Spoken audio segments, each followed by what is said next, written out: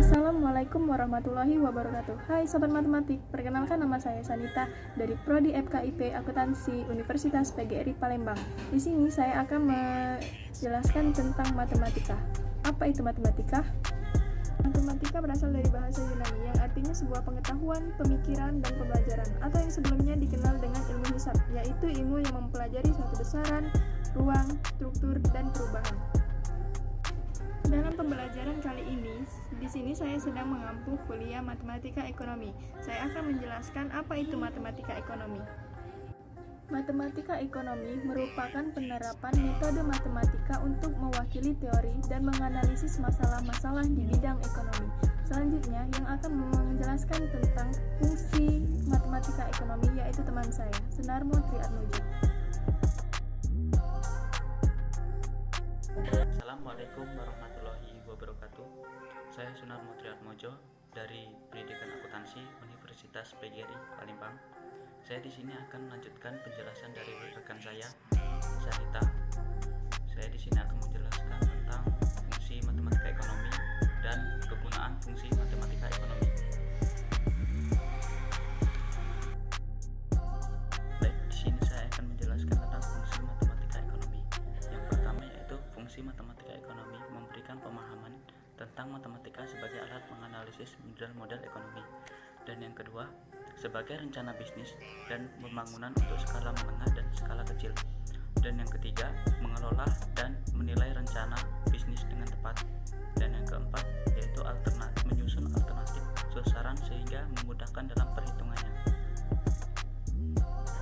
Kegunaan fungsi matematika ekonomi.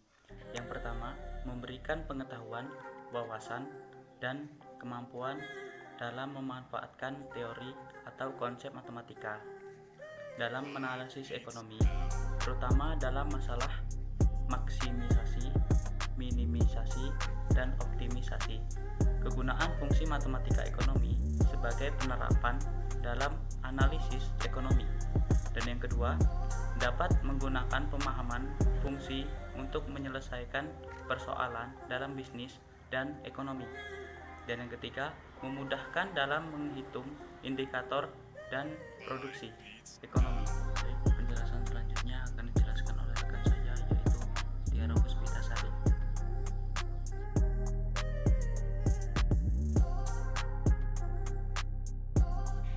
Assalamualaikum warahmatullahi wabarakatuh. Saya Tiara Puspitasari dari Prodi Pendidikan Akuntansi Universitas PGRI Palembang. Di sini saya akan melanjutkan penjelasan dari rekan saya yaitu Sunarmo Triatmojo yang menjelaskan tentang penggunaan fungsi dalam ekonomi. Dapat kita ketahui bahwa matematika ialah suatu alat yang digunakan untuk menyederhanakan penyajian dan pemahaman suatu masalah dengan menggunakan bahasa matematika. Penyajian suatu masalah dapat diselesaikan lebih mudah dan sederhana dalam bidang ekonomi yang semakin lama semakin terus berkembang pesat ini. Berbagai konsep matematika digunakan sebagai alat untuk analisis. Salah satunya, konsep diantaranya adalah fungsi linear. Selanjutnya, dalam penjelasan kali ini, kami berharap teman-teman mampu untuk menjelaskan fungsi penawaran, mengetahui rumus yang digunakan dalam mengerjakan soal, dan dapat memahami berbagai contoh soal. Selanjutnya, fungsi penawaran. Dapat kita ketahui, fungsi penawaran suatu barang atau jasa adalah fungsi yang menyatakan hubungan antara harga pasar suatu barang jasa dengan kuantitas barang jasa yang ditawarkan oleh penjual, produsen, dalam kurun waktu tertentu, dengan asumsi ceteris paribus, variabel bebas lainnya untuk mempengaruhi kuantitas barang yang ditawarkan konstan. Seperti halnya pada kurva permintaan, sumbu Y digunakan untuk harga barang setiap unitnya, dan sumbu X jumlah barang yang ditawarkan. Dapat kita lihat bentuk umum fungsi penawaran, yaitu Q sama dengan A plus BP.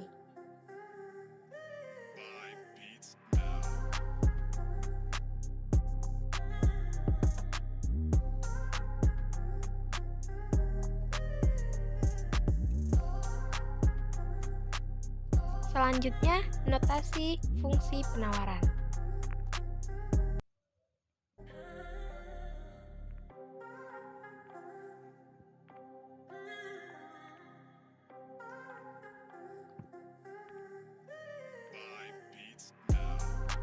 Di sini dapat kita lihat fungsi penawaran terhadap harga secara umum dapat dinyatakan sebagai QS sama dengan VP, di mana QS adalah kuantitas barang atau jasa yang ditawarkan, sedangkan P adalah harga per unit barang atau jasa. Dan dapat kita lihat juga pada bentuk fungsi penawaran yang linier secara umum dapat dinyatakan sebagai QS sama dengan C plus DP, yang QS adalah kuantitas barang yang ditawarkan, P harga per unit barang, dan C adalah suatu konstanta menunjukkan kuantitas yang ditawarkan oleh penjual atau produsen bila harga per unit 0. Parameter D menunjukkan slope kurva penawaran. Slope kurva penawaran bertanda positif. Selanjutnya yaitu kurva dan grafik penawaran. Di sini dapat kita lihat ada 3 kurva atau grafik penawaran, yaitu yang pertama adalah slope positif, yang B adalah slope 0, dan yang C adalah slope tak terhingga. Lebih jelasnya dapat kalian lihat di layar ya grafiknya. Baiklah, sekarang kita akan masuk ke contoh soal. Contoh soal 1.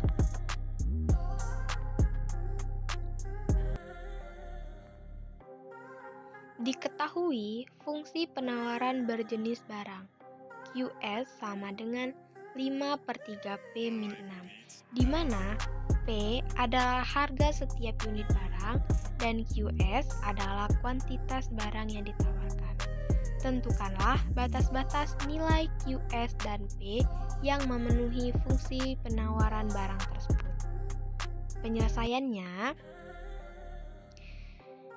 diketahui batas-batas nilai QS dan P yang memenuhi fungsi penawaran, yaitu QS sama dengan 5/P, 5/3P min 6. Bila QS sama dengan 0, maka 0 sama dengan 5/3P min 6.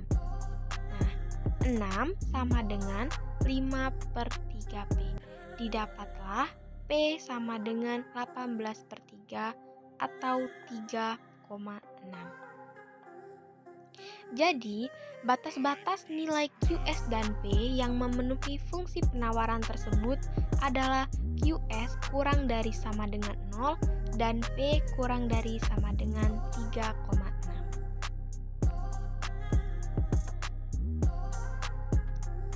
Lanjut ke contoh soal 2. Penawaran suatu barang sebanyak 500 buah pada saat harga 40.000. Apabila setiap kenaikan sebesar 1.250 akan menyebabkan jumlah penawaran mengalami peningkatan sebesar 250, bagaimana fungsi penawaran dan gambarkan fungsi penawaran tersebut pada grafik Cartesius. Lanjut ke penyelesaiannya, yaitu fungsi penawaran.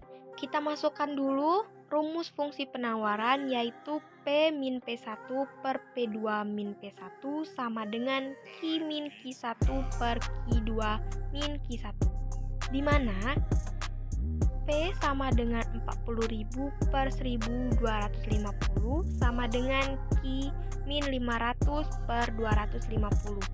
Maka didapat 250P min 10 juta sama dengan 1.250 Q sama dengan 625.000.